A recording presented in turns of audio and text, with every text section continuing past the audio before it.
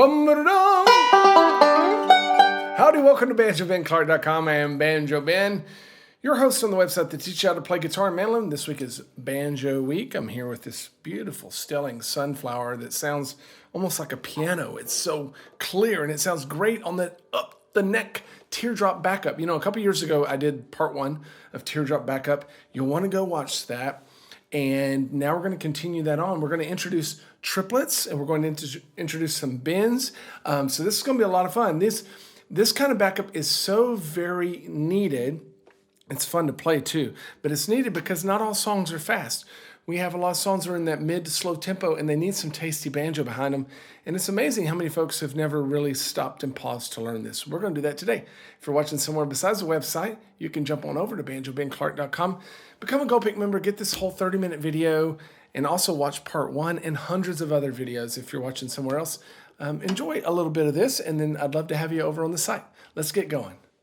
First things first, I really encourage you to go watch the Teardrop backup number 1 because there I go a little bit more in depth into the theory and what we're trying to do. And we're also building upon those licks. So you kind of need to understand what's going on there before we can break into the triplets and the other tricks and licks that we're going to go into today. So just a quick review, if it's been a little while for you since you've watched that Teardrop number 1. First of all, we're working out of just the bar chord position. There's the bar chord position. So, you know, the banjo's tuned to an open G chord most of the time in standard tuning, right? And so if we were to take our finger and just recreate that nut and slide it anywhere over the banjo neck, we can create whatever major chord we want. That is a G major, but here's an A major, and here's a C major, here's an F major, and so on. And we actually repeat right here on the 12th fret with another G chord. So we're only going to take a partial part of that chord. We're just going to deal primarily with the first 2 strings, well, exclusively with the first 2 strings for this particular style. So even though it doesn't look like I'm making a bar chord, I actually am, but I'm going to use my middle 2 fingers, my middle of my ring. But I want you to see that those frets that I make there are just the bottom part of a bar chord. This also makes it very easy to find this backup for whatever chord that you're playing. Even if you don't have a capo on and you're going to some weird chord, into a B flat chord or into an F chord, you don't have to worry about it. All you've got to be able to do is find the root of that chord on your 3rd string. I know we're just playing the 1st and 2nd strings, but think about the 3rd string. It's an open G string. And wherever we find the root of that chord on that string, we can play our Teardrop backup there and it will work. So for instance, we start out on the 12th fret for this G chord. Why do we do that? Because if you go to the 12th fret on the 3rd string, that's a G note. So we can play the Teardrop backup right beneath it. And it's a G. Let's say we did need a B flat. Where could we get a B flat? Well, we can find one down here. So we could get some Teardrop backup here. But most of the time we're going to go up the neck a little bit. So I know that I can find another B flat right here. So that's that 15th fret. Okay, so we find that Teardrop backup's pretty easy theoretically to get our mind around and to find where we can play these backup patterns.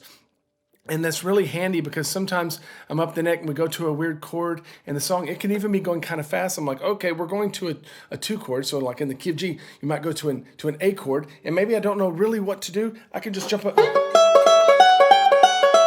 and grab some A Teardrop backup right there. So it's very, very helpful. So here's what we're going to do first. Let's go through this triplet study, and then we're going to build even upon that. Now, first of all, what is a triplet? Let's look there in measure 2. You'll see on beats 2, 3, and 4 that we have these groups of 3 notes. And a triplet is simply 3 notes shoved and squeezed into the place of where 2 notes would normally go. So look there on the first beat. We've got our 2nd string fretted on the 12th fret. That's 2 eighth notes. That takes up 1 beat. And then you've got a set of triplets on the 2nd beat that look like this. So we've got 3 notes played over the 2nd beat. So I want you to notice that the first 2 eighth notes and then the set of triplets take up the same amount of time. So if we were counting it, it would sound like this. 1 and 2 and 1, 2 and 1 and 2 and 1 and triplet 1 and triplet 1. Okay? So The other thing I want to point out is that me personally, I play all of these notes with my thumb or my middle finger. I don't use my index finger any, but you're welcome to do that. A lot of folks do. That's just up for your own discretion there. So once we get this rhythm down, that we're playing a combination of eighth notes like in the first beat, and then sets of triplets afterwards, we can get some things sounding like this. Can you do that? 1 and 2, 3, 4. 1, 2, 3, 4. So then we can add some more frets on our left hand and get some really cool sounding stuff. So all that I'm going to do is I'm going to use my pinky at the end of that first measure that we see there to grab the 14th fret. So that first measure we see, it's labeled measure 2, but it's the first measure on the page. It sounds like this. 1, 2, 3, 4. Pretty cool, huh? You'll also notice that I slid into it, and that sounds really good. That's very typical of this teardrop backup, is to slide into the first part of the measure. So I don't have that written in there because that's up for your discretion as well, but I love to do that. Now the second measure that we have here is labeled measure 3. It's very, very similar, but I wanted to show you a little different technique that's very common when playing teardrop backup with triplets, and that is not fully alternating between the thumb and the middle, but playing some double middle. We don't play as much double thumb, so I'm not going to cover that. You can, of course, do that, but I want you to look at those 2 sets of triplets in the middle of that measure. You notice that it starts with my middle finger on the 12th fret, and then the second set of triplets starts with the 14th fret, also with my middle finger. So those 2 sets of triplets together sound like this.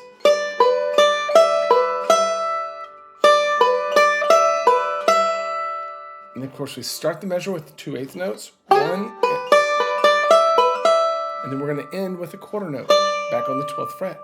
So that measure sounds like this.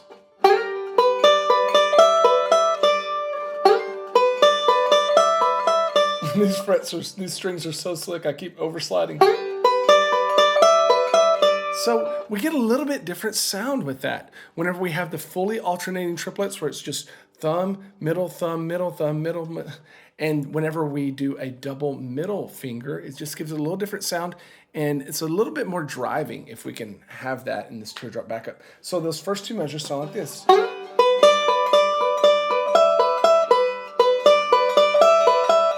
Doesn't that sound great? That works wonderfully over a 2-measure chord progression where we need 2 measures of G backup. Now let's play it up on the 17th fret. What chord will we be getting there? The C chord, that's right. So with this particular little mock progression that I've created for you, we have 2 measures of G, 2 measures of C, 2 measures of G, back to the G, or D, back to the G.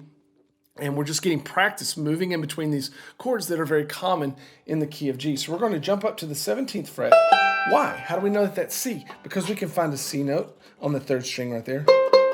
We could also do it here. So we could play this pattern here. It doesn't quite sound as good down the neck like that. So we're going to go up the neck.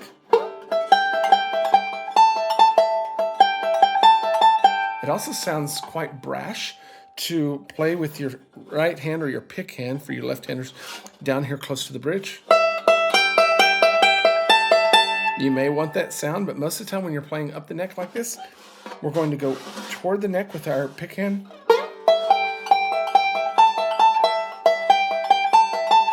To get those bell-like, round, mellow tones. And then, of course, we can scoot up 2 more measures in measure 6 to get the D chord. We know that that's a D chord because this is a D note on the 3rd string.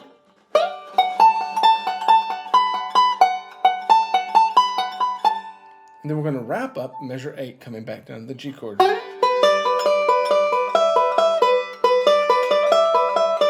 Okay, so we've moved through a G, a C, and a D position. We've introduced triplets, and we've played them 2 different ways. We've played them fully alternating, where we just go back and forth between thumb and middle.